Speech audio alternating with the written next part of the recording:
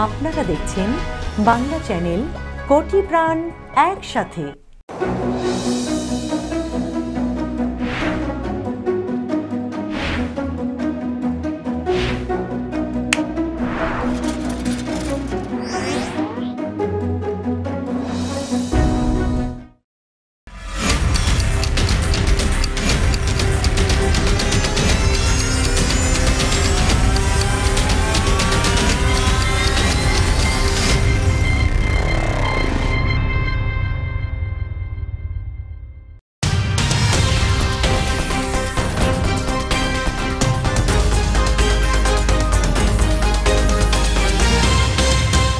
এখন দেখবেন বাংলা সংবাদ সৌজন্যে new Haque and sons, mega homes realty, রূপসীবাংলা.us, খামারবাড়ি, attorney Moin Chowdhury law firm PC এবং নিউ ইয়র্ক ইন্স্যুরেন্স ব্রোকারেজ। প্রিয় দর্শক, স্বাগত বাংলা চ্যানেল সংবাদে। করোনা ভাইরাস মহামারীতে বিপর্যস্ত বিশ্ব, প্রতিদিনই বাড়ছে আক্রান্ত ও মৃত্যুর ঘটনা। মহামারীকালে সাবান দিয়ে 20 সেকেন্ড ধরে হাত ধোয়া, প্রয়োজনে হ্যান্ড স্যানিটাইজার ব্যবহার করার অভ্যেস আপনাকে সুরক্ষিত রাখতে পারে। শুরু করছি আজকের বাংলা চ্যানেল সংবাদ। আপনাদের সঙ্গে আছি আমি সাইফুল রুদ্র। শুরুতে শিরোনাম। আক্রান্তের এক সপ্তাহের মধ্যে কাজে ফিরে করোনাকে ঈশ্বরের আশীর্বাদ বলে মন্তব্য প্রেসিডেন্ট ডোনাল্ড ট্রাম্পের। চীনকে এর মূল্য দিতে হবে বলে হুঁশিয়ারি। যুক্তরাষ্ট্র নির্বাচনে ভাইস প্রেসিডেন্ট প্রার্থী মাইক পেন্স ও কমলা হ্যারিসের জমজমাট বিতর্ক থাকলেও ছিল না নগ্ন আক্রমণ। নির্বাচনের কয়েক সপ্তাহ বাকি থাকতে যুক্তরাষ্ট্রে আগাম ভোট দিয়েছেন প্রায় 40 লাখ ভোটার। ইতিহাসের সর্বোচ্চ সংখ্যক ভোট পড়তে পারে এবার। চীন সীমান্তে পরমাণু অস্ত্রবাহী ক্ষেপণাস্ত্র মোতায়েন করবে ভারত। কাজ চলছে 5000 কিলোমিটার পাল্লার ক্ষেপণাস্ত্র তৈরিরও। এবং ইতালিতে আবার ফিরেছে করোনা মহামারী, নতুন করে কড়াকড়ি আরোপ, ফের দুঃসময়ে প্রবাসী বাংলাদেশিরা। শিরোনাম শুনছিলেন, এবার বিস্তারিত। শুরুতেই প্রেসিডেন্ট ট্রাম্প প্রসঙ্গ। মহামারী করোনা ভাইরাসে আক্রান্ত হবার এক সপ্তাহেরও কম সময়ের মধ্যে কাজে ফিরেছেন প্রেসিডেন্ট ডোনাল্ড ট্রাম্প। বুধবার ওভাল অফিসে বসে তিনি ব্রিফিংও করেছেন। আর এ সময় করোনা ভাইরাসকে ঈশ্বরের কৃপা বলে উল্লেখ করেন তিনি। বিস্তারিত দেখুন রিপোর্টে। মহামারী করোনা ভাইরাসে আক্রান্ত হওয়ার পর হাসপাতালে 3 রাত কাটিয়ে হোয়াইট হাউসে ফিরেই আবার কাজে ঝাঁপিয়ে পড়েছেন প্রেসিডেন্ট ডোনাল্ড ট্রাম্প। চিকিৎসকরা তার স্বাস্থ্য নিয়ে এখনো উদ্বিগ্ন থাকলেও করোনা ভাইরাসকে মোটেও পাত্তা দিচ্ছেন না ট্রাম্প। প্রেসিডেন্ট ট্রাম্পের ব্যক্তিগত চিকিৎসক শন কনলি জানিয়েছেন, গত 24 ঘন্টার বেশি সময় ধরে তার দেহে কোভিড-19 সংক্রমণের কোনো লক্ষণ দেখা যায়নি। এমনকি 4 ঘন্টার বেশি সময় তার গায়ে জ্বরও ছিল না। I got back a day ago from Walter Reed Medical Center. I spent 4 days there. স্থানীয় সময় বুধবার এক ভিডিও বার্তায় ট্রাম্প বলেন তিনি খুব চমৎকার অনুভব করছেন। একই সঙ্গে তিনি বলেন তার মনে হয় এটা আসলে ঈশ্বরের কৃপা। ট্রাম্প বলেন কোভিড-19-এ আক্রান্ত হয়ে তিনি যে চিকিৎসা সেবা পেয়েছেন, তিনি চান যুক্তরাষ্ট্রের সব নাগরিক যেন সেরকম সেবাই পান। এ সময় রিজেনারন ফার্মাসিউটিক্যালসের উৎপাদিত ওষুধ বিনামূল্যে সরবরাহের প্রতিশ্রুতিও দেন Trump. I want to get for you what I got, and I'm going to make it free. You're not going to pay for it. কাজে ফিরে তার দেহে গত সপ্তাহে অ্যান্টিবডির যে ককটেল প্রয়োগ করা হয়েছে তার প্রশংসা করেছেন ডোনাল্ড ট্রাম্প। এর সঙ্গে তিনি যোগ করেন যে কয়েক হাজার ডোজ প্রায় প্রস্তুত ছিল, কিন্তু ফেডারেল নিয়ন্ত্রকরা এখনও রিজেনারনের ওষুধে অনুমোদন দেয়নি। তিনি বলেন, এটা একটা ভালো বিষয় যে আমি আক্রান্ত হয়েছি। আমি এই ওষুধ সম্পর্কে আগেই শুনেছিলাম। আমি তাদের বলেছিলাম আমাকে এটা দিন, আর এটা ছিল অবিশ্বাস্য। They gave me Regeneron. It's called Regeneron, and other things too, but I think this was the key. But they gave me Regeneron, and it was like unbelievable. I felt good immediately. I felt as good. President Trump বলেন তিনি জরুরি ভিত্তিতে এই ওষুধ ব্যবহারের অনুমোদন দিতে চান। তিনি চীনকে আক্রমণ করে আমেরিকানদের উদ্দেশ্যে বলেন, আপনাদের এটার জন্য মূল্য দিতে হবে না, কারণ যা ঘটেছে তাতে আপনাদের কোনো দোষ নেই, কিন্তু এই ভাইরাসের জন্য চীনকে চড়া মূল্য দিতে হবে, কারণ এটা চীনের দোষ।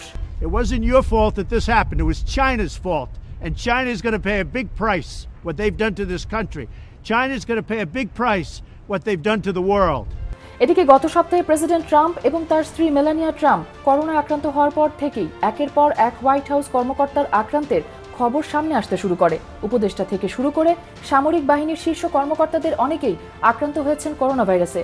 অনেকেই তাই এখন হোয়াইট হাউসকে করোনাপুরী বলেও উল্লেখ করেছেন। Meherun Binte Ferdous, Bangla channel, news desk.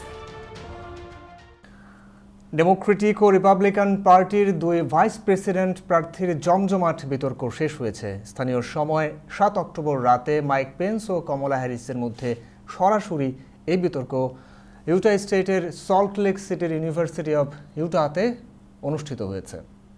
আরও দেখুন রিপোর্টে। Please welcome California Senator Kamala Harris and Vice President Mike Pence.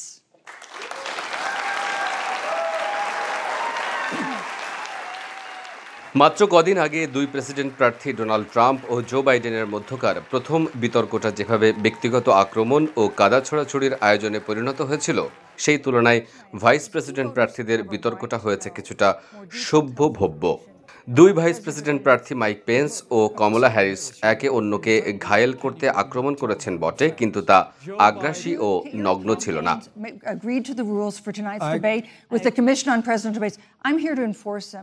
সঞ্চালক ইউএস টুডের সাংবাদিক সুজান পেজ শুরুতেই করোনায় সংক্রমিত প্রেসিডেন্ট ও ফার্স্ট লেডির সুস্থতা কামনা করেন। তিনি দুই ভাইস প্রেসিডেন্ট প্রার্থীকে মঞ্চে আসার আহ্বান জানান। পরে মাইক পেন্স ও কমলা হ্যারিসের মধ্যে জমজমাট বিতর্ক হয়। বিতর্কে সামাজিক দূরত্ব বজায় রেখে সীমিত সংখ্যক দর্শক উপস্থিত হন। টাউন হল সভার মতো এই বিতর্কে দুই প্রার্থী 12 ফুট দূরত্বে অবস্থান করেন। করোনা সংক্রমণের সতর্কতার জন্য দুই প্রার্থীর মধ্যে ছিল কাচের বেষ্টনী। While Joe Biden denied the Green New Deal, Susan, thank you for pointing out the Green New Deal is on their campaign website. বিতর্কের শুরুতেই ডেমোক্রেটিক পার্টির ভাইস প্রেসিডেন্ট প্রার্থী কমলা হ্যারিস করোনা ভাইরাসে ডোনাল্ড ট্রাম্প প্রশাসনের ব্যর্থতা তুলে ধরেন। তিনি বলেন, ট্রাম্প প্রশাসনের উদ্যোগ কাজ করেনি, 2,10,000 মানুষের মৃত্যু হয়েছে। মাইক পেন্স তার জবাবে আত্মপক্ষ সমর্থন করে বলেন, ট্রাম্প শুরুতেই পদক্ষেপ নিয়েছেন। আমেরিকার মানুষ করোনা ভাইরাস মোকাবেলায় ত্যাগ স্বীকার করেছে। তিনি ভ্যাকসিন নিয়ে রাজনীতি না করার জন্য কমলা হ্যারিসের প্রতি আহ্বান জানান। কমলা হ্যারিস বিতর্ক মঞ্চে বলেন, ট্রাম্পের কথায় তিনি ভ্যাকসিন গ্রহণ করবেন না, ভ্যাকসিন গ্রহণ করবেন চিকিৎসকদের পরামর্শে। If the public health professionals, if Dr. Fauci, if the doctors tell us that we should take it, I'll be the first in line to take it. Absolutely. But if Donald Trump tells us that we should take it, I'm not taking it. Mike Pence ও কমলা হ্যারিসের মধ্যে প্রথম সরাসরি এই বিতর্ক নিয়ে আগ্রহ দেখা যায় সর্বত্র। ভাইস প্রেসিডেন্ট প্রার্থীদের মধ্যে নির্বাচনের আগে একটি সরাসরি বিতর্ক থাকে। এ কারণে লোকজন উভয় প্রার্থীর বক্তব্যের দিকে আগ্রহ নিয়ে তাকিয়ে থাকেন। সিনেটর ও সাবেক প্রসিকিউটর হিসেবে কমলা হ্যারিস বিতর্ক ভালো করবেন এমন আশা লক্ষ্য করা যায় বিতর্ক শুরুর আগেই। You respect the American people when you tell them the truth. But look, Senator Harris, you're entitled to your own opinion, but Joe Biden ও কমলা হ্যারিস নির্বাচনে জয়লাভ করলে যুক্তরাষ্ট্রের জনগণের ট্যাক্স বৃদ্ধি করবেন বলে মাইক পেন্স বলেন। আমেরিকায় নতুন কর্মসংস্থান ও অর্থনৈতিক চাঞ্চল্য তাদের নির্বাচনী কর্মসূচিতে রয়েছে বলেও পেন্স উল্লেখ করেন। জবাবে কমলা হ্যারিস বলেন, জো বাইডেন পরিষ্কার করেই বলেছেন, বছরে $4 লাখ কম আয়ের লোকজনের কোনো ট্যাক্স বাড়ানো হবে না। Joe Biden has been so incredibly transparent, and certainly by contrast, the president has not. বিতর্ক দ্রুতই ওবামা কেয়ার বাতিল করা না করার দিকে চলে যায়। ওবামা কেয়ার একটি খারাপ স্বাস্থ্য কর্মসূচি বলে মাইক পেন্স উল্লেখ করেন। কমলা হ্যারিস বলেন, ট্রাম্প পেন্স আবার নির্বাচিত হওয়া মানে যুক্তরাষ্ট্রের জনগণের মধ্যে যাদের পূর্ব অসুস্থতা আছে তাদের উপর বিপর্যয় নেমে আসা। The President of the United States took a debate stage in front of 70 million Americans and refused to condemn white supremacists. Vice প্রেসিডেন্টদের বিতর্কে চীন ইস্যু নিয়ে দুই প্রার্থী পাল্টাপাল্টি কথা বলেন। করোনা ভাইরাসের জন্য চীনকে দায়ী করেছে মাইক পেন্স। এ সময় তিনি জো বাইডেন কমিউনিস্ট চীনের বন্ধু বলে অভিযোগ করেন। এদিকে চীনের সঙ্গে ট্রাম্পের বাণিজ্য চুক্তি ব্যর্থ হয়েছে বলে কমলা হ্যারিস উল্লেখ করেন। ট্রাম্প আন্তর্জাতিক পর্যায়ে মিত্রদের সঙ্গে বিশ্বাসঘাতকতা করেছে বলেও হ্যারিস অভিযোগ করেন। The president's decisions, and is he making those decisions on the best interest of the American people, of you?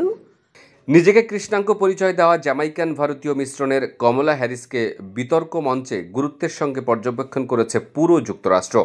Kamala Harris O mic পেন্সের বিতর্ককে আগামী দিনের প্রেসিডেন্ট প্রার্থীদের বিতর্ক হিসেবেই দেখা হচ্ছে বলেও মনে করছেন কেউ কেউ। We can then have a conversation, okay? please. Okay. CM Shafik, Bangla Channel, News Desk. So President Trump has made a commitment to conservation and to the environment. নির্বাচনের জন্য চলমান বিতর্ক বন্ধ করার আহ্বান জানিয়ে সাবেক ফার্স্ট লেডি মিশেল ওবামা বলেছেন, ডেমোক্রেটিক প্রেসিডেন্ট মনোনীত প্রার্থী জো বাইডেনকে ভোট দেয়া উত্তম সিদ্ধান্ত হবে আমেরিকানদের।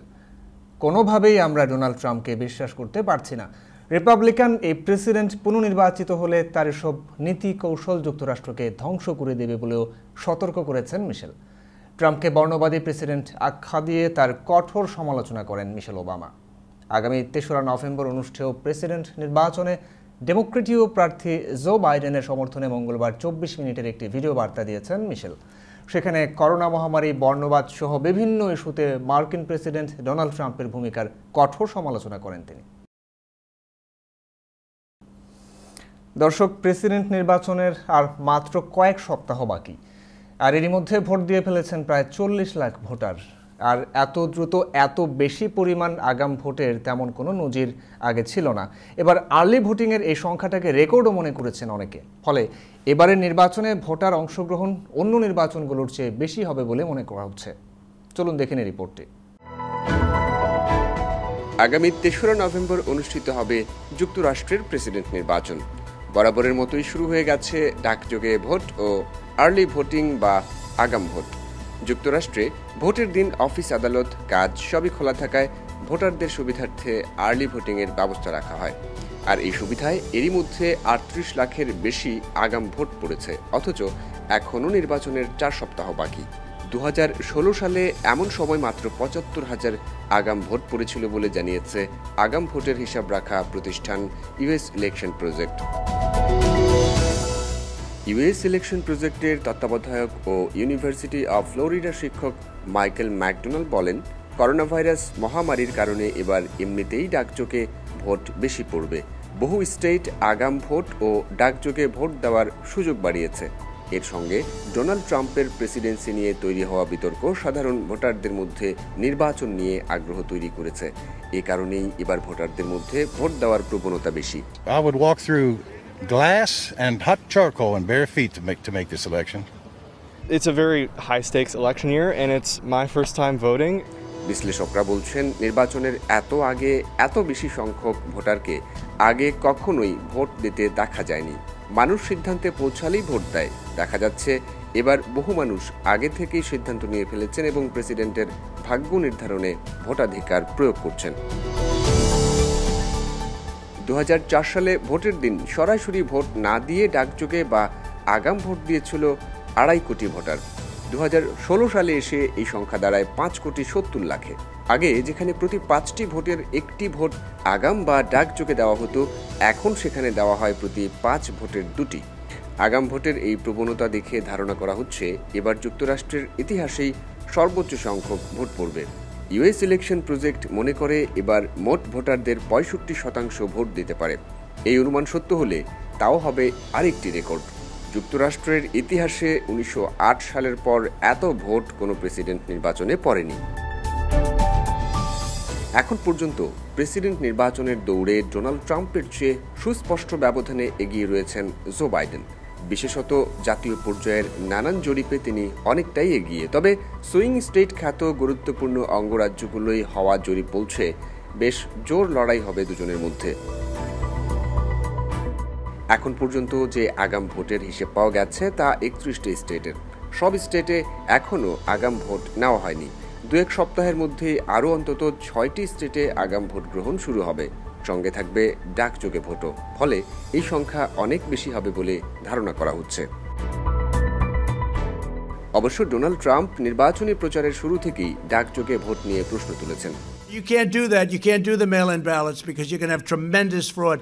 তার মতে ডাকযোগে ভোটের মাধ্যমে জালিয়াতির সুযোগ রয়েছে। যদিও নির্বাচন বিশেষজ্ঞরা বলছেন এই ধরনের জালিয়াতি যুক্তরাষ্ট্রে দুর্লভ। Now we have not seen historically any kind of coordinated national voter fraud effort in a major election, whether it's by mail or otherwise.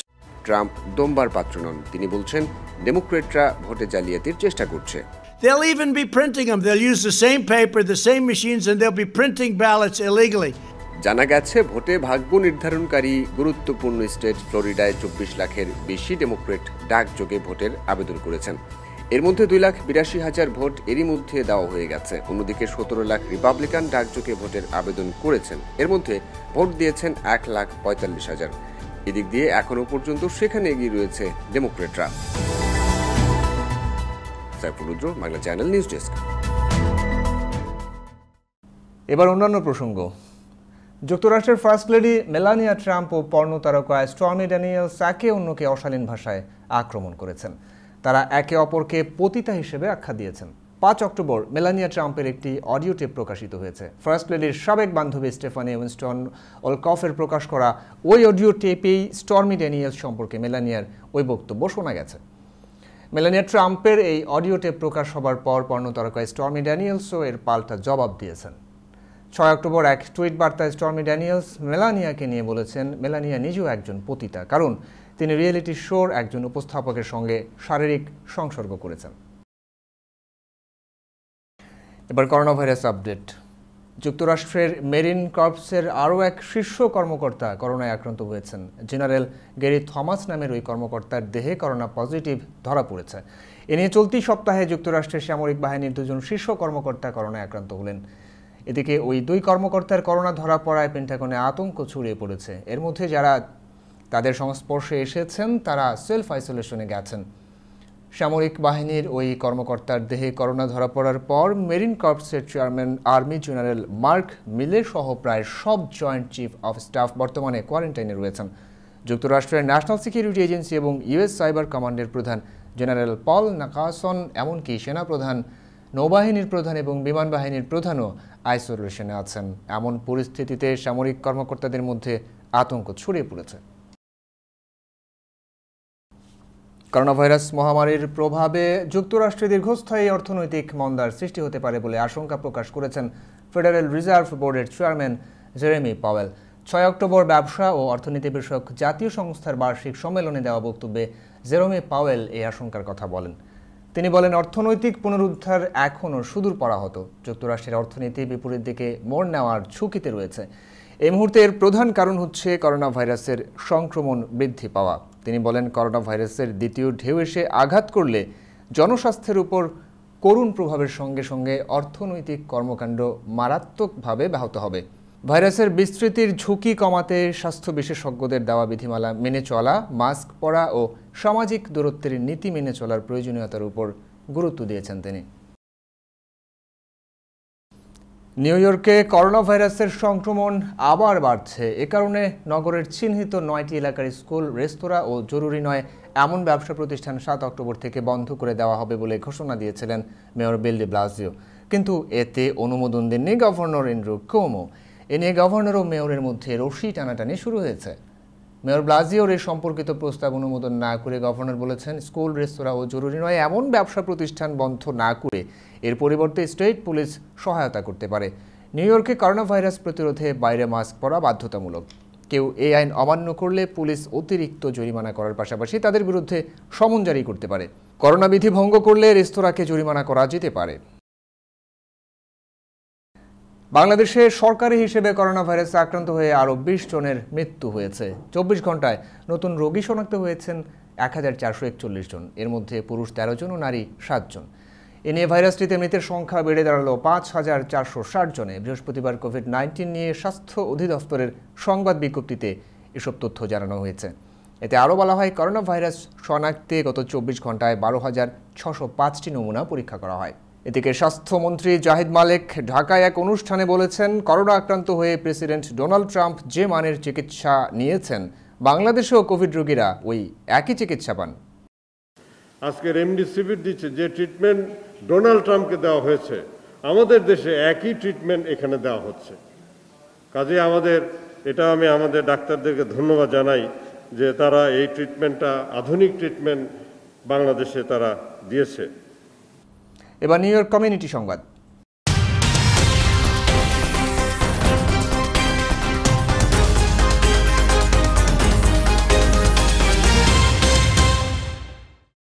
নোয়াখালীতে বর্বরচিত নারী নির্যাতন সহ সাম্প্রতিক সময়ের সকল ধর্ষণ নিপীড়নের প্রতিবাদে নিউ ইয়র্কে মানববন্ধন ও সমাবেশ করেছে প্রবাসী বাঙালি সমাজ।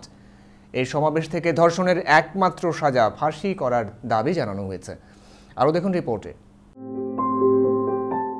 স্থানীয় সময় 7 অক্টোবর বুধবার বিকেলে জ্যাকসন হাইটসের ডাইভার্সিটি প্লাজায় মানববন্ধন ও প্রতিবাদ সমাবেশে অংশ নেন প্রবাসের শিল্পী, সাংবাদিক, মুক্তিযোদ্ধা সহ নানা শ্রেণী পেশার মানুষ। কমিউনিটি অ্যাক্টিভিস্ট মুজাহিদ আনসারির পরিচালনায় বক্তারা দাবি জানান, ধর্ষকদের সর্বোচ্চ নয়, একমাত্র সাজা হোক ফাঁসি। প্রবাস থেকে আমরা আহ্বান জানাই, এই ধরনের ঘটনা যেই করুক না কেন সে কোনো দলের হতে পারে বলে আমরা বিশ্বাস করি না। আমরা অনতি বিলম্বে এই ধর্ষকদের কে শাস্তি দেওয়ার জন্য আহ্বান জানাই। অনুষ্ঠানে উপস্থিত নেতৃবৃন্দ ধর্ষণ বিরোধী নানা রকম প্ল্যাকার্ড, পোস্টার প্রদর্শন করা ছাড়াও দ্রুততম সময়ের মধ্যে ধর্ষকদের সাজা কার্যকরের দাবি জানান। আমরা সবাইকে আহ্বান করব, বাংলাদেশে এই ধর্ষণের উৎসব বন্ধ করার জন্য সবাইকে পথে নামতে হবে। অবিলম্বে সকল ধর্ষককে গ্রেপ্তার করে উপযুক্ত শাস্তি প্রদান করতে হবে, তা নাহলে আমরা আবার এই পথে প্রতিনিয়ত আমরা দাঁড়াবো। সমাবেশে নারীর প্রতি সহিংসতা, যৌন হয়রানি ও ধর্ষণ বন্ধে ধর্ষকদের কঠোর শাস্তি এবং নির্যাতিত নারী ও তাদের পরিবারের নিরাপত্তা নিশ্চিত সহ আইনি সহযোগিতার দাবি জানানো হয় মানববন্ধন থেকে। তারা আরও উল্লেখ করেন, বিশ্ব করোনা মোকাবেলায় ব্যস্ত, আর তার পাশাপাশি আমরা আরেকটা মহামারীতে আক্রান্ত।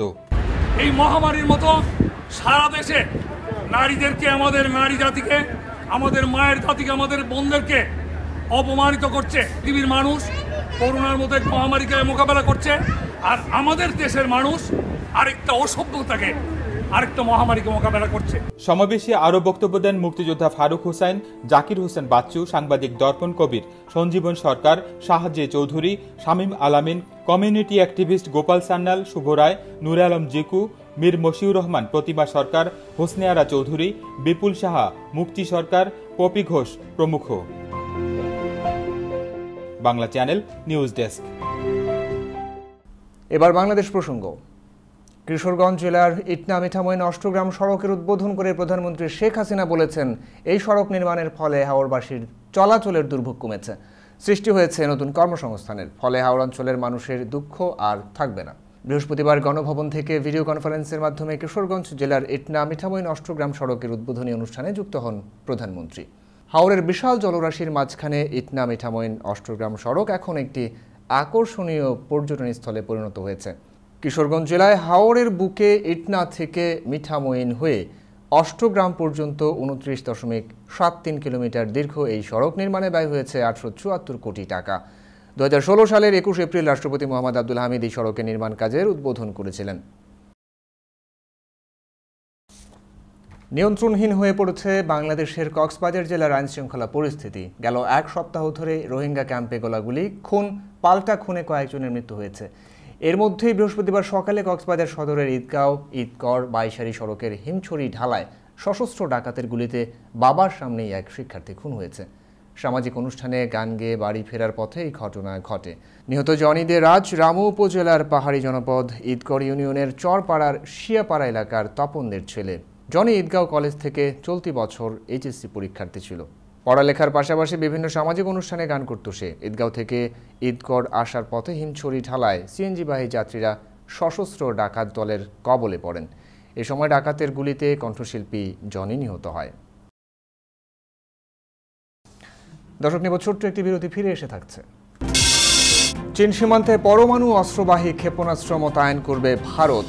কাজ চলছে 5000 কিলোমিটার পাল্লার ক্ষেপণাস্ত্র তৈরিরও। এবং ইতালিতে আবার ফিরেছে করোনা মহামারী, নতুন করে কড়াকড়ি আরোপ, ফের দুঃসময়ে প্রবাসী বাংলাদেশিরা।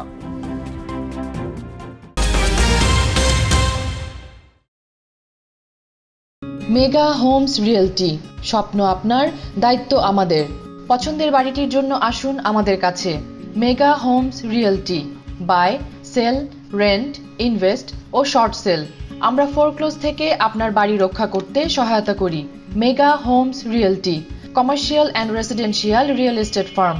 আমাদের সাথে যোগাযোগের ঠিকানা Moinul Islam, 3211 35th Avenue, Astoria, New York 11106।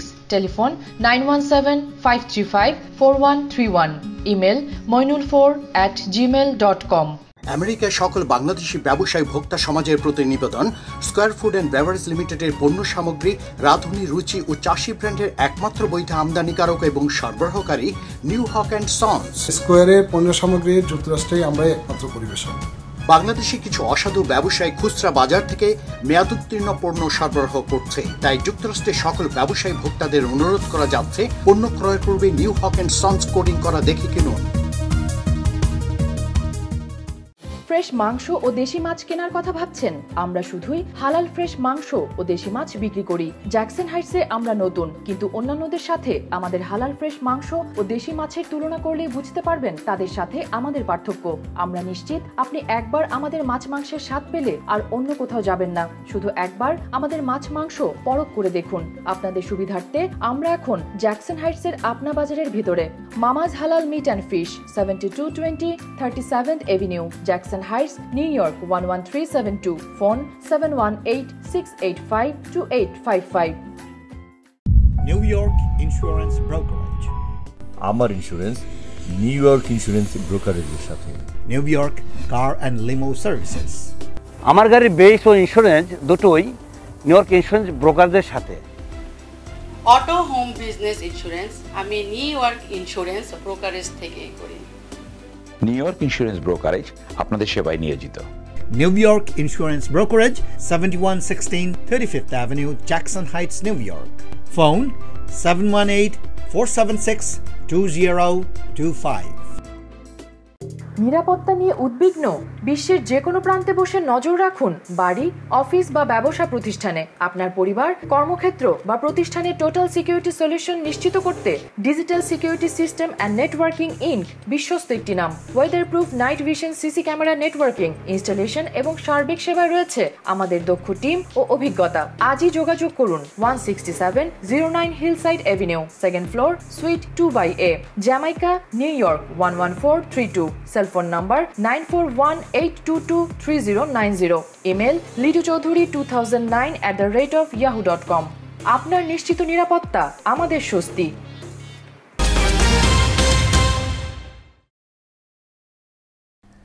আবারও স্বাগত বাংলা চ্যানেল সংবাদে।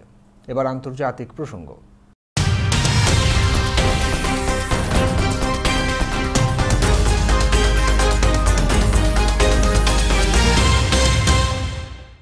চীনকে চাপে রাখতে সীমান্তের লাইন অফ অ্যাকচুয়াল কন্ট্রোলে পারমাণবিক অস্ত্রবাহী ক্ষেপণাস্ত্র মোতায়েন করবে ভারত।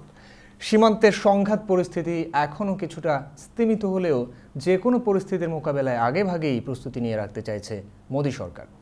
বিস্তারিত দেখুন রিপোর্টে। সীমান্তে বেইজিংয়ের উপর চাপ বাড়িয়ে ভারত লাইন অব অ্যাকচুয়াল কন্ট্রোল LACর কাছে পারমাণবিক অস্ত্র বহনে সক্ষম ক্ষেপণাস্ত্র শৌর্য মোতায়েন করার কথা ভাবছে ভারত। চলতি মাসে এই শব্দের চেয়ে দ্রুতগতির ওই ক্ষেপণাস্ত্রর পরীক্ষায় সাফল্য পাওয়া গেছে।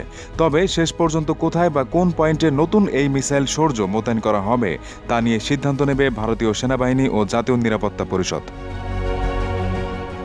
শৌর্য নামের ওই ক্ষেপণাস্ত্রটি ভূমি থেকে ভূমিতে আঘাত হানতে সক্ষম। এটির পাল্লা 700 কিলোমিটার। ক্ষেপণাস্ত্রটি সুপারসনিক অর্থাৎ শব্দের চেয়েও দ্রুতগামী। অবশ্য এরই মধ্যে LAC বরাবর সীমিত সংখ্যক নির্ভয় ক্ষেপণাস্ত্র মোতায়েন করেছে ভারত, যার পাল্লা 800 কিলোমিটার পর্যন্ত।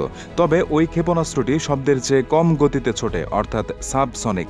তাই এবার সুপারসনিক ক্ষেপণাস্ত্র মোতায়েনের অনুমোদন দেওয়া হলো। বিশেষজ্ঞদের মতে নয়াদিল্লির এই পদক্ষেপে নিঃসন্দেহে শি জিনপিং সরকারের ঘাম ছুটবে। পরিস্থিতি হয়ে উঠতে পারে আরও টানটান। সীমান্ত নিয়ে চীনের সঙ্গে টানাপোড়েন চলাকালীন গত সেপ্টেম্বর থেকে চলতি মাসের মধ্যে ক্ষেপণাস্ত্র নিয়ে 4টি পরীক্ষা চালিয়েছে নয়াদিল্লি। এর প্রতিটিতেই সাফল্য মিলেছে। গত 7 সেপ্টেম্বর হাইপারসনিক টেকনোলজি ডেমনস্ট্রেটর ভেহিকলের পরীক্ষা করা হয়। মানববিহীন ওই যান দূরপাল্লার এবং শব্দের চেয়েও দ্রুতগামী ক্ষেপণাস্ত্র বহনে সক্ষম।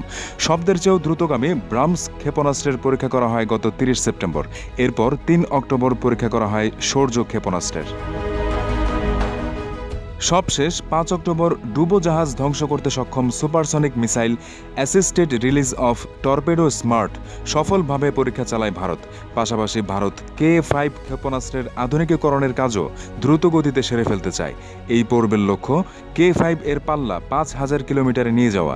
ওই ক্ষেপণাস্ত্রটি ডুবোজাহাজ থেকে ছোড়া যাবে। Abuzar Al Gifari, Bangla channel news desk. ক্রেমলিনের কট্টর সমালোচক আলেক্সি নাভালনিকে বিষ প্রয়োগের ঘটনায় জড়িত থাকার বিষয়ে জার্মানি, ফ্রান্স ও ব্রিটেন বুধবার সরাসরি রাশিয়াকে অভিযুক্ত করেছে। এক্ষেত্রে রাশিয়ার বিরুদ্ধে নিষেধাজ্ঞা আরোপ করতে চাচ্ছে সব দেশ। তাদের এমন ঘোষণার তাৎক্ষণিক জবাবে মস্কো বলেছে এই অভিযোগ অগ্রহণযোগ্য এবং তারা ব্ল্যাকমেইলের শামিল। জার্মান ও ফরাসি পররাষ্ট্রমন্ত্রীর দেয়া এক যৌথ বিবৃতিতে বলা হয়, রাশিয়ার মাটিতে সংঘটিত এই বিষ প্রয়োগের ঘটনা খোলাসা করতে মস্কোর প্রতি বারবার আহ্বান জানানো হলেও এখন পর্যন্ত রাশিয়া বিশ্বাসযোগ্য কোনো ব্যাখ্যা দেয়নি। তারা বলেন, এর পরিপ্রেক্ষিতে আমরা বিবেচনা করছি যে নাভালনির বিষ প্রয়োগের ব্যাপারে রাশিয়ার জড়িত থাকা এবং দায়িত্ব এড়ানোর বিশ্বাসযোগ্য কোনো ব্যাখ্যা নেই। করোনা ভাইরাসের কারণে অর্থনৈতিক মন্দায় চলতি বছর 11.5 কোটি মানুষ চরম দারিদ্র্যের মুখে পড়তে পারে। বুধবার বিশ্বব্যাংক এমন হুঁশিয়ারি দিয়েছে। বিশ্বব্যাংকের আগে এমনকি অগাস্ট মাসেও যে ধারণা দিয়েছিল এই সংখ্যা তার চেয়ে অনেক বেশি। তখন বিশ্বব্যাংকের পক্ষ থেকে বলা হয়েছিল করোনার কারণে বিশ্বব্যাপী 10 কোটি মানুষ হতদরিদ্র হতে পারে। ব্যাংকটির নতুন প্রতিবেদনে আরও বলা হয় 2021 সাল নাগাদ প্রায় 15 কোটি মানুষের প্রাত্যহিক জীবনযাত্রার ব্যয় $1.90 নিচে নেমে আসতে পারে। অর্থাৎ এসব মানুষকে চরম দরিদ্র সীমার নিচে বসবাস করতে হবে। বিশ্বব্যাংক প্রেসিডেন্ট ডেভিড মালপাস এক বিবৃতিতে বলেন, মহামারী ও বৈশ্বিক অর্থনৈতিক মন্দার কারণে বিশ্বের মোট জনসংখ্যার 1.4% চরম দারিদ্র্যের মুখে পড়তে পারে বলে ধারণা করা হচ্ছে। এবার প্রবাস সংবাদ।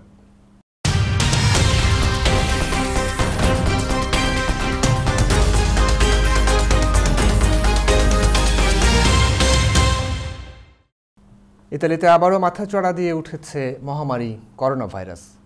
সংক্রমণ আশঙ্কাজনক হারে সর্বত্রই। এর মধ্যে আবার মাস্ক ব্যবহার বাধ্যতামূলক করা হয়েছে। বেশ কিছু ক্ষেত্রে জনসমাগম এবং হোটেল, রেস্টুরেন্ট ও বারে কড়াকড়ি আরোপ করা হয়েছে। ফলে দীর্ঘ লকডাউনের ধাক্কায় বিপর্যস্ত প্রবাসী বাংলাদেশিরা এখন ত্রাহি ত্রাহি অবস্থায়। দেখুন আমাদের ইউরোপ ব্যুরো প্রধান জাকির হোসেন সুমনের পাঠানো প্রতিবেদন। করোনা মহামারীর প্রথম ধাক্কায় সবচেয়ে ক্ষতিগ্রস্ত দেশগুলোর তালিকার প্রথম দিকেই রয়েছে ইতালির নাম। ইতালির হাসপাতালগুলোতে মৃত্যু এবং আক্রান্ত মানুষের মিছিল, সারি সারি সামরিক ট্রাকে লাশ বহনের মতো দৃশ্যগুলো দাগ কেটে আছে মানুষের মনে। মাঝখানে 2-3 মাস পরিস্থিতির কিছুটা উন্নতি হলেও আবার যেন ফিরে আসছে করোনার সেই আগের পরিস্থিতি। আর এ কারণে অর্থনীতি বাঁচাতে পুরো লকডাউনে এই মুহূর্তে না গেলেও বেশ কিছু কড়াকড়ি আরোপ করেছে ইতালি সরকার। ইতালির কর্তৃপক্ষ বলছে, নিজের বাড়ি ছাড়া যে কোনো অভ্যন্তরীণ অনুষ্ঠান বা লোকজনের সমাগমেও মাস্ক পরতে হবে। অর্থাৎ ঘর থেকে বাইরে গেলেই প্রত্যেকের মাস্ক পরা বাধ্যতামূলক। ইতালির প্রধানমন্ত্রী গিসেপে কন্তে বলেছেন, অর্থনৈতিকভাবে ধ্বংসাত্মক লকডাউনে ফিরে আসা এড়াতে কঠোর ব্যবস্থা নেওয়ার দরকার ছিল। তিনি বলেন, এখন থেকে বাড়ির বাইরে বের হলে আমাদের সাথে করে মাস্ক এবং সুরক্ষা সরঞ্জাম নিতে হবে এবং তা ব্যবহার করতে হবে। করোনায় আক্রান্ত যারা আছেন এখন তারা সবাই বাসায় থাকবেন। আমাদের জানা মতে কিন্তু আমরা জানতে পারছি অনেকেই করোনা ভাইরাস নিয়ে বাইরে চলাফেরা করছেন এবং বাচ্চাদেরকে স্কুলে বা পার্কে পাঠাচ্ছেন। দয়া করে তাদেরকে স্কুলে বা পার্কে পাঠাবেন না। বিভিন্ন দোকানপাট, অফিস, গণপরিবহন, বার এবং রেস্টুরেন্টে অবশ্যই মাস্ক পরতে বলা হয়েছে।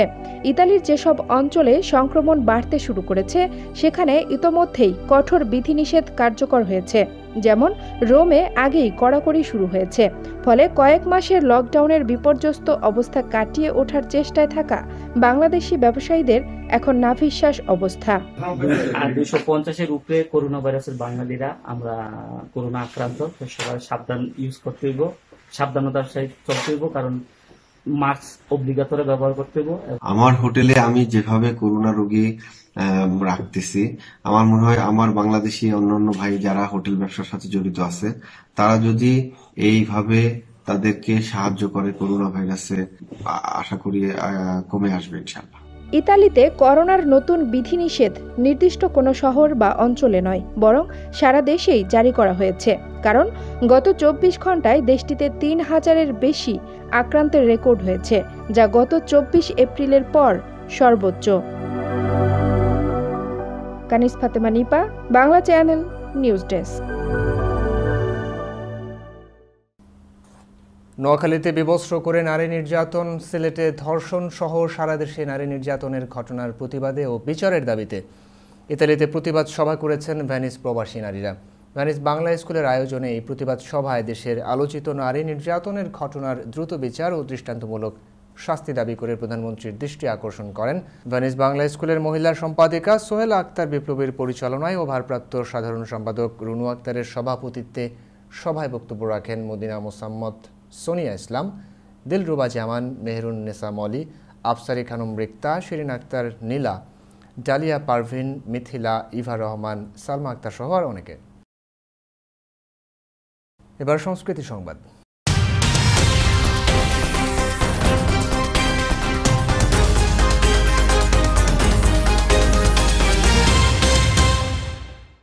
ডালিউডের জনপ্রিয় চিত্রনায়ক এবং ৭১-এর মহান মুক্তিযুদ্ধের সময়কার সম্মুখ যোদ্ধা নায়ক জসিমের ২২তম মৃত্যুবার্ষিকী আজ। বাংলা চলচ্চিত্রে শোষিত, নিপীড়িত, বঞ্চিত মানুষ বলতেই ভেসে আসে এই নায়কের মুখ। দীর্ঘ অভিনয় জীবনে বিশেষ করে মধ্যবিত্ত শ্রেণীর মানুষের হৃদয়ে ঠাঁই করে নেন প্রয়াত এই নায়ক। বিস্তারিত দেখুন তমা চৌধুরীর রিপোর্টে। বিশ্বাস করুন জজ সাহেব, আমি খুন করিনি, আমি খুন করিনি। বাংলা চলচ্চিত্রের ট্রাজিক হিরো জসিম ১৯৫০ সালের ১৪ আগস্ট ঢাকার নবাবগঞ্জের বক্সনগর গ্রামে জন্মগ্রহণ করেন। তার আসল নাম আব্দুল খায়ের জসিম উদ্দিন। ১৯৭১ সালে মহান মুক্তিযুদ্ধে অংশ নিয়ে ২ নম্বর সেক্টরে লড়াই করেছিলেন জসিম। ১৯৭২ সালে দেবর চলচ্চিত্রের মাধ্যমে চলচ্চিত্রে অভিষেক হয় জসিমের। ১৯৭৩ সালে জসিম রংবাজ ছবিতে খলনায়ক চরিত্রে অভিনয় করেন। এ ছবির অ্যাকশন দৃশ্যগুলোও ছিল তার নিজস্ব প্রযোজনা সংস্থা জেমস ফাইটিং গ্রুপের করা। এই ছবিতে জসিম চলচ্চিত্র পরিচালকদের দৃষ্টি আকর্ষণ করতে সক্ষম হলেও মূল পরিচিতি পান দোস্ত দুশমন চলচ্চিত্রে খলনায়ক চরিত্রে অভিনয় করে। তোর কি হবে রে কালো? সর্দার, আমি তোমার নুন খেয়েছি, এখন গুলি খা। সুভাষ দত্তের পরিচালনায় সবুজ সাথী সিনেমায় প্রথম নায়ক হিসেবে অভিনয় করেন জসিম। এটি জনপ্রিয়তা পাওয়ার পর খলনায়ক হিসেবে আর অভিনয় করেননি তিনি, বরং তিনি মধ্যবিত্ত লড়াকু মানুষের প্রতিনিধি হিসেবে কাজ করে গেছেন পর্দায়। ইন্টারভিউ যদি নাই হবে তবে কি দরকার এই তামাশার? Don't shout, I have absolute right to shout against your illegal activities. প্রয়াত জসিম প্রায় ২০০ সিনেমায় অভিনয় করেছেন। এর মধ্যে উল্লেখযোগ্য হল তুফান, জবাব, নাগনাগিনী, বদলা, বারুদ, সুন্দরী, কসাই, লালু মাস্তান, পরিবার, রাজাবাবু, বুকের ধন, স্বামী কেন আসামি ইত্যাদি। ১৯৯৮ সালের ৮ই অক্টোবর মস্তিষ্কে রক্তক্ষরণজনিত কারণে পরলোক গমন করেন জনপ্রিয় এই চিত্রনায়ক। না, সেদিন আমার জন্য মা মরেনি, মরেছে মা অভাবের জন্য, তোমার রক্তের জন্য। আমার রক্তের জন্য? তোমার রক্ত আমাকে অন্যায় প্রতিবাদ করতে শিখিয়েছে। জনপ্রিয় নায়ক ও মুক্তিযোদ্ধা জসিমের প্রয়াণ দিবসে বাংলা চ্যানেলের শ্রদ্ধা। তমা Chowdhury, Bangla channel, news desk. দর্শক, সংবাদ শেষ করব অন্যরকম একটি খবর দিয়ে।